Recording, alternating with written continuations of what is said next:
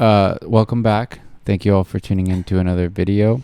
Welcome back for us too, because even though we've had our videos seem like they were going out every week, we actually haven't recorded in a few weeks because Brian was out of town, and we batched a few. By a few, I mean like 3.5 weeks worth of videos. Yeah. So we're a little dated as far as recording. So for anyone who actually does watch us, continuously, and is like, why the fuck aren't they talking about this? Or why the F aren't they talking about that? It seems right up their alley. That's why we want to. It's been driving me crazy to see what has unfolded this past month alone, and thinking, wow, this is just the perfect opportunity to react to a video about this or that, and not doing it because I haven't been here in a while, so we had to do that, but now I'm back, and so we can keep up to date on all the things going on. And a bunch of crazy shit has been happening, and it's starting to plateau as you came back home. I know. Oh, and then we didn't put out a video Monday because honestly, I think we just forgot, because I've been babysitting my niece the past week and a half, and then I'm still going to be babysitting her till the end of the month because she's on summer vacation and scheduling conflicts with her mom. Whatever, no one cares. Point is, that kind of took the reins over our schedule. Yeah, it did. It's been a lot to integrate into our schedule. But no one cares about that. But here we are now, and that's all that matters. Okay. I don't even know what episode this is. Hold on. Let's just not put that pressure on us right now. This is episode 328. Roll that intro.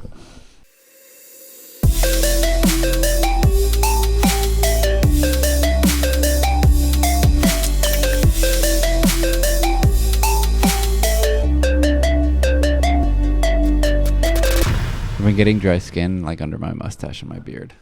It's so interesting. Yeah. Okay, you actually wiped it. Okay. All right. There's someone who's been a big topic here in the U.S. recently, and his name is Zohran Mamdani. I was trying to do the Trump accent. That's how I pictured Trump would say it. So Trump calls him a crazy Islamic communist.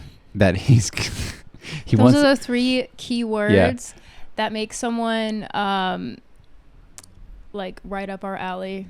It just goes to show, though, that he knows that they can use that term so loosely to scare people or try to scare people, because he knows that people don't even understand what it is, and I don't even think he really knows what it is either. But so yeah, it's Trump. I mean, yeah, they use this playbook that they've been using since we were kids, and probably way before that, where they just demonize people, and they think the majority are stupid enough to just fall for it. Yeah, and as much as our country still has a lot of stupid people and are easily manipulated. Yeah. Yeah. I think we're at a point where no one gives a fuck anymore. You're crazy? Cool. As long as my healthcare is affordable and you lower gas, I'll join whatever religion you want me to join. I just think people are tired of the same old. I think they just want something different and younger, honestly, because the people in Congress and in power, they're too old, to be honest. We need young blood. They're old and crusty. All right, so this is a dinner party interview with Zohran Mamdani. And it's just asking him questions about things. Is this a thing on New York YouTube page? We live in California, for anyone who does not know that. So our experience is night and day compared to New York. 100%. It's so funny watching. But what page is it? New York Magazine. So this might be something they do with guests. Yeah, it's a dinner possibly. thing. Okay. Let's see. Thanks for watching our long intro. Yeah. My name is Zohran Mamdani, and this is the dinner party interview. I am running to be the next mayor of this city because this is the most expensive city in the United States of America. And it's also the wealthiest one in the wealthiest country in the history of the world. That's insane. 1 in 4 New Yorkers are living in poverty. I'm running to make the city 1 in affordable. 40? My first apartment. 1 in 4. 1 in 4? Yeah. 25%. Damn, yeah, that is crazy. I thought you said 1 in 40. That's crazy if it's 1 in 4. Yeah, that makes sense, to be honest. Damn. And that I rented is the one that I am living in right now, and I'm paying $2,300 for a one-bedroom in Astoria. I do have a public library card because, like many New Yorkers, I tried and failed at becoming a screenwriter, and I did that at the Bryant Park Library. Today, I have taken the train, I have biked, I have run. That's just the nature of running to be the mayor of this great, incredible city. I think that's the beauty that the East Coast, specifically New York, has over the West Coast, is public transportation is just very integral to the ways of life over there. Yeah. Here, you are shamed and a fucking loser if you take public transportation. In our defense, it is a lot less reliable here, so that's probably why. It's very true. And my train line, I live equidistant between the NW and the MR, the many cities in one. I moved here when I was 7 years old. I grew up here, and at different stages of my life, I've come to love and know this city across the different neighborhoods of the 5 boroughs. Our leaders. You can see the video of me yelling at Tom Homan. That's how I sound. Honestly, that's the energy we need from anyone on the left right now. Hey, the other dude who was running for mayor with him. Brad sounds Lander. that came into my mind are ones that will lose me the election, so... I'm walking here. I am currently 40 minutes into episode 2 of White Lotus season 3. I keep falling asleep. I'm watching it in about 10-minute increments. Depends on which one is unionized. Gotta go Zabar's. Mets. Poppy seed bagel with scallion cream cheese. Right now, I'm going through a Ray Shremmerd phase, so I'm listening to This Could Be Us and Swang. Oh, yeah. Did you see that video of him when he was like a rapper in New York? Yeah. That was funny. Last thing I thought about buying was a Paddington Bear sweater that was advertised to me every day on Instagram. Great cinema. I've seen that. A decade ago, I think we were still in the midst of an affordability crisis. I think it continues to be that issue, but at a greater scale, where we're losing thousands of New Yorkers every year to places where they can actually afford to pay for their rent or their childcare or their groceries or even their Metro card. $2.90 is now out of reach of 1 in 5 New Yorkers. Failed leadership of the past and the present. If I succeed, it will look like a city that will be more than a place where New Yorkers Yeah, I mean, the biggest hurdle that he's gonna deal with is actually being able to pass things that he wants to do. Yeah, they're gonna do everything in their power to stop it, and I just hope that something happens that he's able to, because then it could really shift people's perspective of people like him. Mm-hmm. Yeah. Just struggle. It'll be one where they can actually live out those dreams that brought them here. And if I fail, we will see a former governor return to power in City Hall who will continue his record of betraying working-class New Yorkers while claiming to serve them. There are a number of parking lots that we have today that could be more productively used to build that housing. There are also a number of vacant lots. Ultimately, what we have to do is build enough housing such that every New Yorker can actually afford to live in the city, and that we can welcome those who want to become. I do think housing is going to be his biggest challenge, because permits and all the other stuff. Permits, but also there is a huge influx of immigrants in New York. So it's not just going to be about native New Yorkers. It's going to be about people immigrating there. Migrating? I think it's the same thing. Yeah, no. I just used it. Whatever. Anyway, you get my point. Yeah. New York, for a small city, is densely populated. Yeah. So, like, New Yorkers. Yeah. I think ultimately we have to be driven by outcomes. And if our outcome is public safety, then when we look at involuntary confinement, we see that it has a mixed result at best. And what we have actually seen is there are a number of other approaches in our city, best typified by a model known as clubhouses, of which there are some known as Fountain House, which have been shown to decrease rates of hospitalization for New Yorkers with serious mental illness by about 45%, increase rates of employment by more than 50%, and only cost $4,000 a year for their services. I will fight Donald Trump whenever he puts New Yorkers within the crosshairs of his federal government, and that's something we've been missing as we've seen Eric Adams offer collaboration, Andrew Cuomo offer cowardice. I will offer courage. I would be proud to partner with the federal administration as the only campaign that has a plan to do just that through a network of municipal-owned grocery stores, one in each borough, that will guarantee cheaper groceries for New Yorkers who are right now being priced out of produce.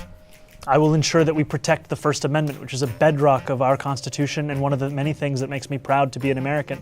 And yet what we've seen is a federal government that is looking to squash that very right, and a number of institutions and individuals who are echoing that repression here in our city. Yep, and also, not to make this about us, but we will, because we are in California and in LA. it does feel like Trump is trying to make an example out of our state and our county in general. The amount of funding ICE now gets is actually fucking foul. Yeah. It's disgusting. Ever since this dumb bill just passed. So next year it goes into effect with the funding for it, but ICE is going to be a bigger budget than any world military, including our own. And on top of that, I'm saying as of right now, though, ICE does not have to identify themselves, show their face at all. They can just wear a fucking mask if they want to, which is and basically kidnap people. And there's already people who have been kidnapped by random civilians and worse that I won't say online. But yeah. Yeah. I am going to break from the lessons of Eric Adams and instead ensure that we protect our Constitution, we protect our students, and we protect the values of this city. I will make it very clear that at the core of my belief is a belief in the Constitution. And that is the right of each and every American to engage with, to use, to protest. And ultimately, that this is also what it means to be a New Yorker. So much of what we are proud of in this city is a legacy of those kinds of protests. And that's, I think, how we will look back on those who protest against wars today as we do against those who protested against wars in decades past. I think of the ones in my lifetime, I most admire the de Blasio administration's accomplishments, especially with regards to universal pre-K. In all time, I would say Fiorello LaGuardia, who was an incredible mayor who also has the Little Flower, which is I started reading about LaGuardia. That's who they named the airport after. He was a previous socialist mayor of New York. When? Way back in the day. Oh, okay. Yeah. No, like a very long time ago. No, I know. Name of a cafe in Astoria on 36th Avenue. They can't see what they cannot imagine, and ultimately they can't imagine it because the idea of fighting for working people is something that is beyond many of them. Right. These ideas that we put forward are ones that we are not only confident in the urgency of them, but also the ability to implement them, and that's what we're going to do, whether it's a rent freeze, whether it's making buses fast and free, or delivering universal childcare. He supported the fight to make buses free in 2023, and we made one bus route free in each of the 5 boroughs, and saw ridership increase by 38%. I mean, in a city where they rely on public transportation, why not make it free or extremely affordable? It doesn't make sense. Like, it just keeps the flow of things going, you know? Yeah. You shouldn't be profiting off of people going to work or going home from work. You want them to work, right? Like, don't add an obstacle that is taxing them. Yeah, it's 100%. Crazy. Yeah. And that's like the bare minimum. Like, it's so funny to see Fox News, which for those who don't know is like has leaned to the right, like on a scale that I did not grow up watching. Okay. Yeah. Because Fox News used to be, I wouldn't say neutral, but it really would not lean one way or the other. It just kind of like reported mindless things. It was happening. Just news. Yeah. Yeah. And now it's like right-wing propaganda, a lot of it. But it's so funny seeing them report what Mamdani wants to accomplish as mayor as their bad things. And it's like, please point out the negative side effect to any of this. People are seeing that, and then they're getting backlash saying like that people are like, he wants affordable. And people are like, that sounds good. Yeah. He's like, he wants children to eat for free at school.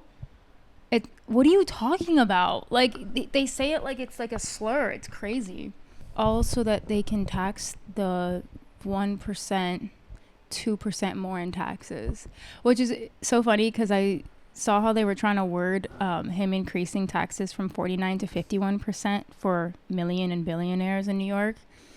And they keep wording it like he's increasing taxes by 51%. Instead of increasing by 2% because it's going up to 51%. Yeah. Like, damn, that's really how they get people to believe lies. 100%. Yeah. It makes it look scarier than it is. Yeah. Anyway, so yeah, I don't know. I really like Zohran. I think he is a good stepping stone to move towards something that would be more equitable for everyone here in the States and actually help people. It's going to get a lot of fight. It's going to get a lot of backlash from, as we've seen recently, even like the Democratic Party has been really hesitant to even support him, which shows a lot because it goes to show that like a lot of our Congress is paid off by other Super PACs. Yeah, specifically one in particular, AIPAC. During AIPAC and the NRA for sure. Yeah, during the first Debate. primary mayoral debate, whatever, they were like attacking him, the hosts or whatever, because he was saying that he's gonna stay in New York instead of going to Israel. Right. They asked all of the. They said, where would you all be going? And all of them were like, oh, Israel will be my first place to Israel. And then he was like, I'm going to stay here in New York and help the people here. And then one guy said Jamaica. And I was like, you know what? Preach. Yeah, honestly, yeah. I remember that guy was cool. It was just funny because they were like shaming him for not running to Israel if he were to win, if he were to become mayor. Yeah. It goes to show, and that actually, surprisingly, or maybe not even surprisingly, a lot of people that are like conservative or MAGA, they were like impressed by that. They're like, wow. They're like, yeah, a man for the people. Who would have fucking known? That's why like people like Tucker Carlson and other people were like praising him about it, and Marjorie Taylor Greene too. They're like, well, he said the right answers. Well, Tucker Carlson's also an actual anti-Semite, so I mean, yeah. Sometimes you gotta also question people's intentions, because Tucker is psychotic as fuck in his own right. That's what I've always like kind of known about him, but I'm like, why is he saying things that are like, well, it's only with that subject that he will. That's the only time he has any pushback for Republicans or any type of politician, is when it comes to that. Anything else, he's been on top of the Epstein list. Okay, again, I'm talking about like humanity issues going on in this country, or this world that we help fund. Yeah, I get that. That man has not once spoken about affordable health care, affordable housing, affordable transport, like none of that. Like for the everyday person, he doesn't give a shit about. That's a good point. He cares when it comes to, war and all that. Him and Candace are kind of like the same, but like one's a female. Anyway. In my opinion, I don't consume enough of his stuff to die on that hill, but unfortunately I have seen too much to agree with him on much at the same time. Okay, anyway, I'm talking in circles. This video is a little longer because of all the yapping we've been doing, but spare us because it's our first time back in a while. I know I feel a little rusty, but. And we're tired from being fake parents, okay? I know. If anything, I love my niece to death, but if this did not reaffirm that I'm not built for this parenting life. Yeah, me too, 100%. I know. Also, side note, you can end this here if you just wanted to watch the video. Side note, Brian and I always thought that if we were to be parents, that I would be the bad cop and he would be the good cop. Boy, have we learned that is not true. I genuinely think it'd be the opposite. Okay. Because I've never seen Brian be authority figure with a kid, and I'm like, okay, chill out, kid. I thought you would be the one to let everything that would go. Be like behind my back giving the kid candy and shit. But if anything, it's the opposite. It's kind of funny though. I'm not gonna lie. It's funny seeing you navigate having any ounce of. It's a lot. Of trying to inflict discipline on its child. Okay, it's so funny. It's because you don't have younger siblings, so you don't understand how to navigate dynamics between younger kids. This is true. Okay. It's pretty funny. Well, thank you all for watching, and please make sure to like and subscribe, and please jump over to our vlog channel. We've been posting there consistently from our latest trip to Asia, and we appreciate it if you go check it out because we think you'll enjoy it. Okay, please. Yes. Please help us out because we're trying. All right. We'll see you in the next one. You better keep that in there.